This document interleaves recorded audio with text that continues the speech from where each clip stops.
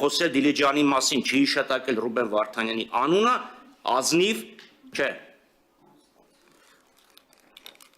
Մյուսը լավ է, որ ասեցիք, հիմա 3 զրույն կետը չկա, հույս ունեմ է ձեր ասած տեղեկանքում կլինի, բայց լավ։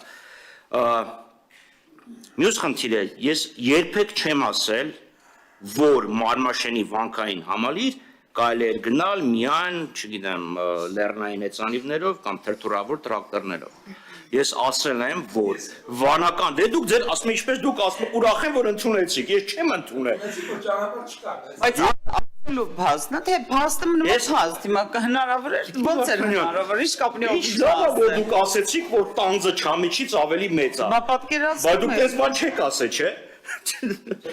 Դուք ասել Ես ասել եմ վանական համալիրը լքված չի եղել, անտեր չի եղել, ճանապարհի հետ կային խնդիրներ։ Ես երբեք չեմ ասել, որ այդ ճանապարհով կարելի էր հասնել միայն թրթուրավոր տրակտորներով կամ օդից դեսանտ իջացնելը։ Ավելին ասեմ, այնտեղ մի հատ ավելի խոշոր խնդիր կա,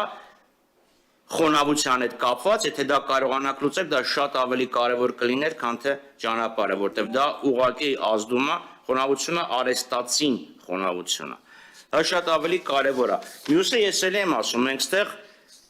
վարկ ենք զեկուցում եւ պետք է կենտրոնանայինք դրա վրա, թե սա վերցնում ենք, ինչ ենք անում, մարման գրաֆիկը ինչ է եւ կոնկրետ հստակ գնա վարկը ինչ ուղղություններով է ծախսվելու 5.95 Okay, բայց մի քիչ հետաքրքիր կլիներ 95-ի մեջ ինչա լինելու, որովհետև 17-18 թվականի ծրագրով այնտեղ հիմնականում ենթակառուցվածքներ պետք է լինեին։ Այստեղ եթե ճանապարհներ, գազաֆիկացում, հոսանքալարեր նման բանա լինելու, լավ է, եթե դա լինելու է հարկերի համաֆինանսավորում կամ հարկերի ֆինանսավորում կառավարության կողմից նույնպես ընդունելի է, բայց հարցը ձևակերպեցի ամեն դեպքում, այսինքն պետք է ստեղ ներկայացնել վարկային ծրագիրը, որովհետև այս ծրագիրը, որը կա տուրիզմի զարգացման, համաչափ զարգացման, դա բոլորս չասեմ լավ, կարդացվել են, գիտենք այս ամեն ինչ։